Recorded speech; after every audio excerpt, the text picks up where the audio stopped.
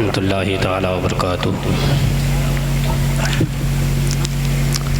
الحمد للہ الحنان المنان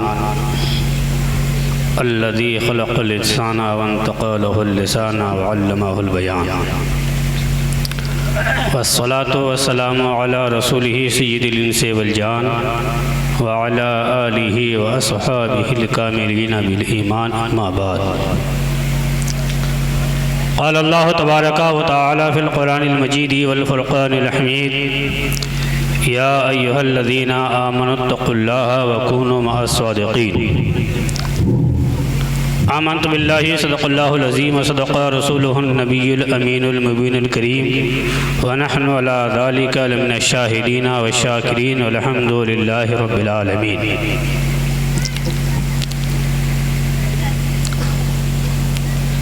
حضرات، کافی دیر سے آپ نصیحت آمیز اور پرمغز خطاب مناظر عالم اسلام فقیہ النفس حضرت علامہ و مولانا مفتی مطیع الرحمن صاحب قبلہ متظلہ النورانی سے سماعت کی۔ اس کے بعد ہمارے اور آپ کے علاقے کے محبوب علماء میں سے ایک بہترین عالم دین، استاذ گرامی، مخدوم گرامی حضرت علامہ و مولانا عبد المنان صاحب قبلہ دامہ ظلہ النورانی سے بھی آپ نے سماعت کی۔ بس حضرت کا حکم ہوا اور آپ لوگوں کی بھی قدر خواہش ہوئی کہ تھوڑی دیر میں بھی آپ کے سامنے دو چار باتیں عرض کرتا چلوں۔ تو آئیے آواز گفتگو سے پیشتر دو چار باتیں آپ کے سماعتوں کے حوالے کروں۔ اس سے پہلے ہم اور آپ مل کر اپنے آقا و مولا پیغمبر اسلام بانی اسلام جناب محمد رسول اللہ صلی اللہ علیہ وآلہ وسلم کے دربار پرانوار میں ہدیہ درود پاک پیش کرنے کی سعادت حاصل کریں۔ پڑھیے بآواز بلند: اللہم صلی علی سیدنا و حبیبنا و ملجانا و موانا محمد معدن الجود والکرم بارک وسلم صلو علیہ صلاۃ و سلام علیک یا رسول اللہ صلی اللہ تعالی علیہ وآلہ وسلم۔ حضرات، ہمارا آپ کا بلکہ ساری کائنات کا پیدا کرنے والا خدا اپنی مقدس پاکیزہ اور پوتر کلام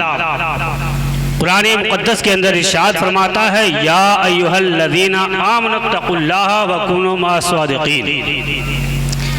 کہ اے ایمان والو اللہ سے ڈرو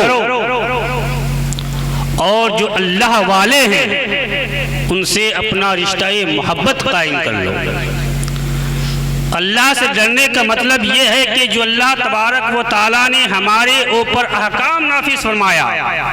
مثلا نماز کو ہمارے ذمہ فرض قرار دیا، ہم نماز کی ادائیگی کریں۔ روزہ کو ہمارے ذمہ ضروری قرار دیا، ہم روزہ رکھیں۔ مال والے ہیں، اللہ نے وسعت دی ہے تو ہم اللہ کی دی ہوئی روزی کو اللہ کی راہ میں قربان کریں، اور اللہ نے اگر طاقت دیا ہے حج کرنے کی تو ہم حج کریں۔ یعنی اللہ تبارک و تعالیٰ نے ہمیں جن باتوں کا حکم دیا ہم اس کو کریں، اور جن باتوں سے منع کیا ہم اسے کوسوں دور رہیں۔ اور ساتھ ہی ساتھ میں دوسرا جو جز ہے آیت کریمہ کی، جو اللہ کے نیک بندے ہیں، مثلا جو اللہ کے محبوب بندے ہیں، اللہ کے ولی ہیں، یہ علماء کرام کی مقدس جماعت ہے، ان سے اپنا رشتہ محبت قائم کر لو، ان سے محبت کرو۔ ہم نے عالم تصور میں بارگاہ رسالت میں عرض کیا: یا رسول اللہ، جب ہم ان علماء کرام سے محبت کریں گے، ان سے تعلق پیدا کریں گے تو ہمیں کیا ملے گا؟ ہمیں کون سی انعام سے نوازے جائیں گے؟ تو میرے آقا ارشاد فرماتے ہیں: من تشبہ بقوم فہو منہم، کہ جو جس قوم سے مشابہت رکھتا ہے کل میدان محشر میں اس کا حشر بھی اسی کے ساتھ ہوگا۔ یہ علماء کرام کی جماعت، یہ اولیاء کرام کی جماعت جس کے بارے میں اللہ تبارک و تعالیٰ نے ارشاد فرمایا کہ یہ علماء کرام، یہ اولیاء کرام اللہ کے محبوب بندے ہیں، اللہ کے چہیتے بندے ہیں، ان سے رشتہ محبت قائم کر لو، ان سے محبت کرو، ان سے اپنا تعلق پیدا کرو، ان کا تعلق اس دنیا میں بھی کام آئے گا اور اس دنیا میں بھی کام آئے گا۔ اللہ نے کیا فرمایا قرآن مقدس میں کہ اپنے اندر خدا کا خوف پیدا کرو، لیکن آج ہمارے اندر سے خدا کا خوف نکل گیا ہے۔ آج اللہ تبارک و تعالیٰ کے جو احکامات ہمارے ذمے ہیں ہم اس کی ادائیگی نہیں کر پاتے، جن باتوں سے ہمیں منع کیا ہے ہم اس کے قریب ہوتے جا رہے ہیں۔ بہت ساری برائیوں میں ہمارے اندر ایک برائی یہ بھی پائی جاتی ہے کہ چند نوجوان چند لوگ ایک کسی دکان میں بیٹھ جاتے ہیں اور آپس میں ایک دوسرے کی غیبت اور چغلی کھاتے ہیں۔ یہ ہمارے سماج میں سب سے برائی پائی جاتی ہے۔ فلاں تو ایسا ہے، فلاں تو کنجوس ہے، فلاں تو بخیل ہے، یعنی ان کی غائبانہ میں ہم ان کی عیب جوئی کرتے ہیں، ان کی برائی نکالتے ہیں۔ جبکہ اللہ تبارک و تعالیٰ قرآن مقدس میں ارشاد فرماتا ہے کہ جو اپنے کسی اسلامی بھائی کی غیبت کرتا ہے، چغلی کھاتا ہے، گویا کہ وہ اپنے کسی مرے ہوئے بھائی کا گوشت کھاتا ہے۔ اور چغلی اتنا بڑا جرم ہے اللہ کے نزدیک، اتنا بڑا جرم ہے کہ اگر کسی سماج میں کسی محلے میں کوئی چغل خور پایا جاتا ہے تو اللہ تبارک و تعالیٰ اس چغل خور کی نحوست کی وجہ سے اس بستی والوں کی دعاؤں کو بھی قبول نہیں فرماتا۔ آپ حضرت موسیٰ علیہ نبی علیہ الصلوۃ والتسلیم کے مقدس دور کو یاد کیجئے۔ حضرت موسیٰ علیہ السلام یہ اللہ کے جلیل القدر پیغمبر ہیں، اللہ کے نبی ہیں۔ حضرت موسیٰ علیہ السلام کا زمانہ ہے، آپ کے زمانے میں خشک سالی آ گئی، بارش نہیں ہو رہی ہے، اور دھوپ کی شدت کا یہ عالم ہے کہ تھوڑی دیر کے لیے کہیں پر لوگ پیدل چل نہیں سکتے تھے، بالکل بارش کا ایک قطرہ نہیں اترتا تھا، بارش بالکل نہیں ہوتی تھی۔ تو سارے لوگوں نے آپس میں مشورہ کیا کہ ہمارے ماحول میں بارش نہیں ہو رہی ہے، لوگ بارش کے ایک ایک قطرے کو پریشان ہیں، ترس رہے ہیں، جانور الگ بلک رہے ہیں، کھیتیاں سوکھ رہی ہیں، پانی کا کہیں نام و نشان نہیں ہے۔ تو چلو سارے لوگ مل کر کے اللہ کے مقدس نبی حضرت موسیٰ علیہ السلام کی بارگاہ میں اور ان سے جا کے ہم لوگ کہیں گے کہ آپ اللہ کے پیغمبر ہیں، آپ خدا کی بارگاہ میں دعا کر دیجئے کہ اللہ تبارک و تعالیٰ آپ کی دعاؤں کی برکت سے بارش نازل فرما دے۔ تو ساری وہ حضرت موسیٰ علیہ السلام کی قوم حضرت موسیٰ علیہ السلام کی بارگاہ میں آئی، اور آنے کے بعد عرض کیا حضور آپ اللہ کے پیغمبر ہیں، آپ اللہ کے نبی ہیں، آپ کی دعا خدا کی بارگاہ میں رد نہیں ہوتی، قبول کی جاتی ہے، آپ بارش کے لیے دعا فرما دیں۔ حضرت موسیٰ علیہ السلام اپنی قوم کو اکٹھا کرتے ہیں، اور جو اسلام کا قانون ہے، اسلام کا جو اصول اور ضابطہ ہے کہ جس علاقے میں بارش نہ ہو اس علاقے کے سارے لوگ ایک میدان میں اکٹھا ہو جائیں اور سب اپنے گناہوں سے سب کے سب 2 رکعت نماز استسقاء ادا کریں اور اپنے گناہوں سے توبہ کریں، خدا کی بارگاہ میں دعا کریں، یقیناً اللہ تبارک و تعالیٰ ان کی توبہ کو قبول کر کے ان کی دعاؤں کو قبول کرے گا اور بارش نازل فرما دے گا۔ بے شک سبحان اللہ سبحان اللہ۔ تو حضرت موسیٰ علیہ السلام اپنی قوم کو لے کر کے ایک میدان میں اکٹھا ہو گئے، جمع ہو گئے۔ قانون کے مطابق آپ نے 2 رکعت نماز استسقاء ادا فرمائی۔ سارے لوگ دعا کے لیے ہاتھ اٹھاتے، حضرت موسیٰ جو اللہ کے پیغمبر اللہ کے نبی ہیں، نبی کی کوئی دعا خدا کی بارگاہ میں رد نہیں ہوتی، قبول ہوتی ہے۔ حضرت موسیٰ علیہ السلام بھی دعا کے لیے ہاتھ اٹھاتے ہیں، آسمان پر بادل چھا جاتا ہے، مگر تھوڑی ہی دیر کے بعد وہ بادل پھٹ جاتا ہے، بارش نہیں ہوتی ہے۔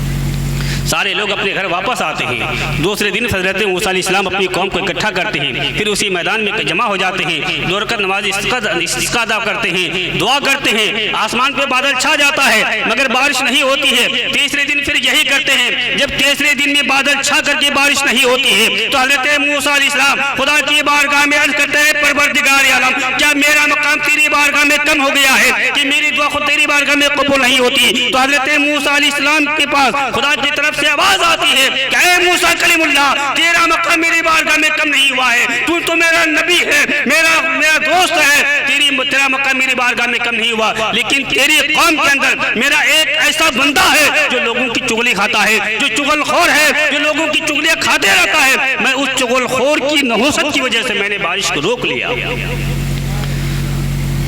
اب حضرت موسیٰ علیہ السلام اپنی قوم میں اعلان کرتے ہیں کہ ہماری مجلس میں اتنا بڑا مجمع، اتنے سارے لوگ، میں کیسے پہچانوں کہ چغل خور کون ہے؟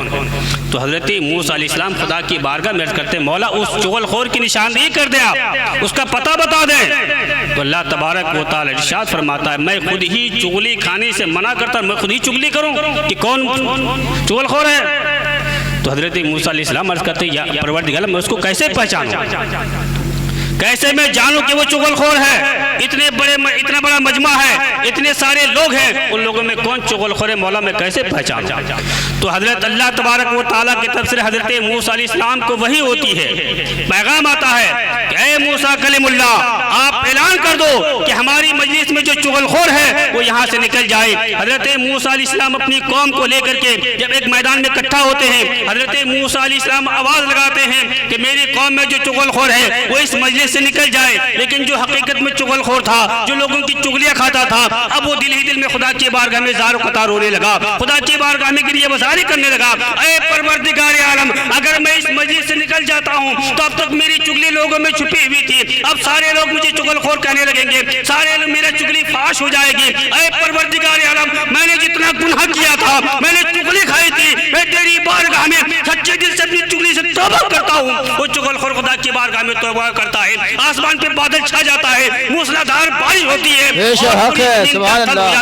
حضرت موسیٰ علیہ السلام خدا کی بارگاہ میں عرض کرتے ہیں پروردگار عالم، ابھی تو میری قوم کے اندر سے کوئی بندہ نہیں نکلا ہے، میں بارش کیسے ہوئی؟ تو اللہ تبارک و تعالیٰ کی طرف سے آواز آتی ہے کہ اے موسیٰ کلیم اللہ، جس بندے کی وجہ سے میں نے بارش کو روک لیا تھا، اسی کی وجہ سے میں نے بارش نازل کر دیا ہے۔ سبحان اللہ، بے شک چغل خور تھا، پہلے لوگوں کی چغلیاں کھاتا تھا، لیکن انہوں نے میری بارگاہ میں ایسی سچی توبہ کی ہے، ایسی سچی توبہ کی ہے کہ میں نے اس کی توبہ کو قبول کر لیا، اور اس کی توبہ کرنے کی وجہ سے میں نے بارش نازل کر دیا۔ سبحان اللہ، سبحان اللہ، بے شک آپ ذرا اندازہ کریں کہ ایک چغل خور کی وجہ سے بارش کو روک لیا گیا تھا، لیکن وہی چغل خور خدا کی بارگاہ میں سچی توبہ کیا تو اللہ تبارک و تعالیٰ اسی چغل خور کی وجہ سے بارش کو نازل فرما دیتا ہے۔ آج ہم بھی بہت سارے گناہ کرتے ہیں، ایک جھوٹ بھی بولتے ہیں، ایک دوسرے کی چغلی بھی کھاتے ہیں، بے ایمانی کرتے ہیں، ایک دوسرے پر ظلم و زیادتی کرتے ہیں، نہ جانے ہمارے اندر کیسی کیسی برائیاں پائی جاتی ہے، لیکن آج ہم گناہ بھی کرتے ہیں لیکن سینہ زوری بھی کرتے ہیں، ایک دوسرے کی چغلی بھی کھاتے ہیں اور سینہ زوری بھی کرتے ہیں۔ ہمیں کبھی یہ توفیق نہیں ہوتی ہے کہ ہم کبھی اپنے گناہوں سے نادم ہو کر کے خدا کی بارگاہ میں سچی توبہ کریں۔ یقین جانے ہاٹی کے مسلمانوں، جب ہم اتنے بڑے گناہ کرتے ہیں، جب ہم خود سچے دل سے خدا کی بارگاہ میں توبہ کریں گے، خدا کی بارگاہ میں گریہ بزاری کریں گے، لیکن اللہ تبارک و تعالی ہماری توبہ کو قبول فرمائے گا۔ حضرات،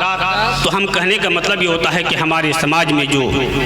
برائیاں پائی جاتی ہیں، ان میں سب سے زیادہ جو عام برائی ہے وہ ایک دوسرے کی چغلی ہے، ایک دوسرے کی غیبت ہے۔ تو ہم چغلی کسی کی نہ کھائیں،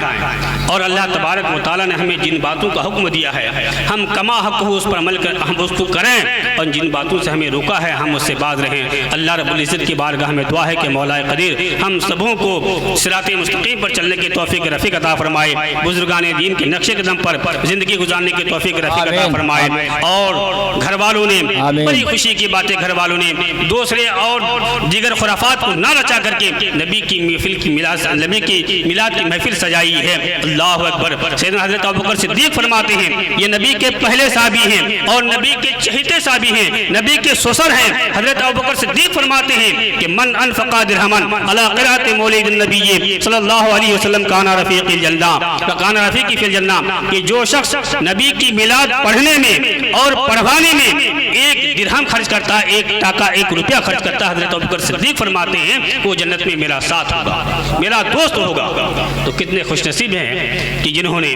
بڑے احترام سے، بڑی محبت سے علماء کرام کو بلا کر کے نبی کی میلاد کی محفل کا اہتمام کیا ہے۔ اللہ تبارک و تعالیٰ اس پاکیزہ محفل کو اپنی بارگاہ میں قبول عطا فرمائے۔ آج جتنے لوگ اس محفل میں حاضر ہوئے تمام حاضرین کے مرحومین کی مغفرت عطا فرمائے، اور تمام حاضرین کے کاروبار میں، کمائی میں، کھیتی باڑی میں اور کھانے پینے میں ہر چیز میں برکت عطا فرمائے۔ وآخر دعوانا ان الحمدللہ رب العالمین۔ السلام علیکم۔ کھڑے ہو کر صلاۃ والسلام پڑھ لیجیے۔